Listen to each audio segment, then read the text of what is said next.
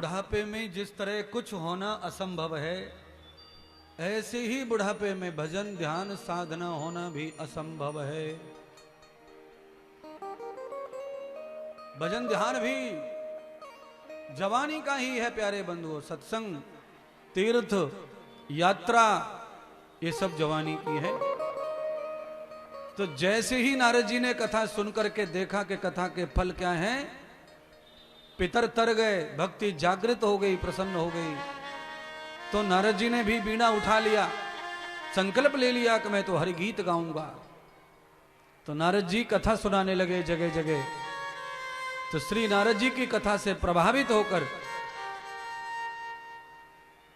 महर्षि मैत्रेय जी को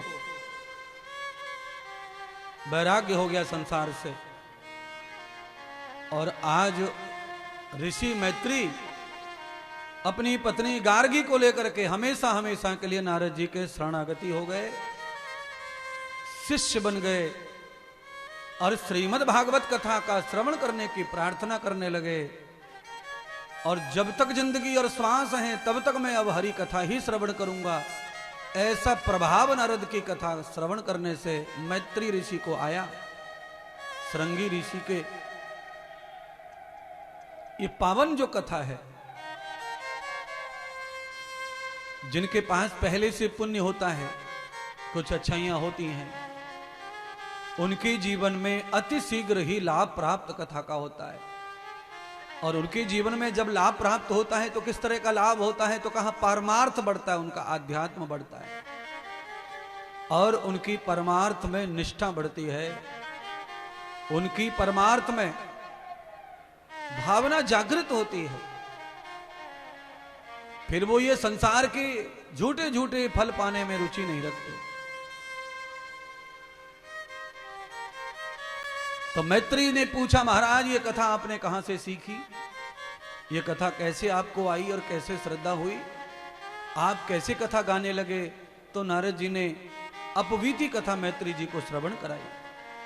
कहा, नारद, मेरे पिता ब्रह्मा चिंतित और बीमार अवस्था में चले गए थे।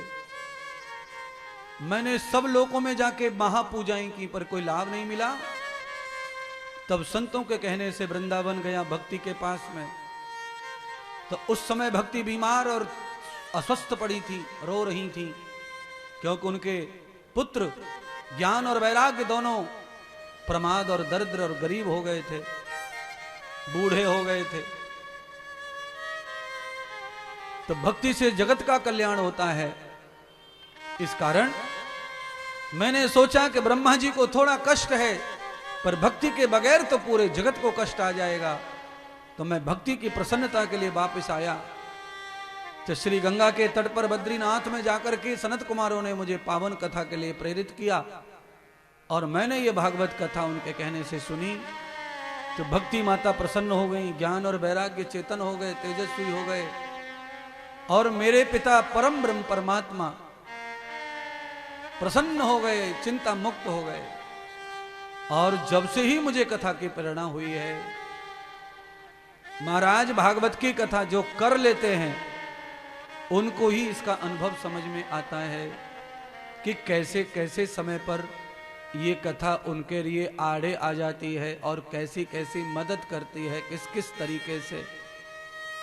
जो कथा कर लेते हैं उनको ही अनुभव समझेगा। आप सब भी अनुभव देख लेंगे इस कथा के बाद। जिन्होंने भी कथा में सहयोग किया, सपोर्ट किया है या जो करेंगे, वो सब साल भर का डाटा देख लेना आपका। पूरी जिंदगी में भी जो नहीं हुआ होगा वो लाभ आपको कथा के बाद पूरे क्षेत्र को होगा।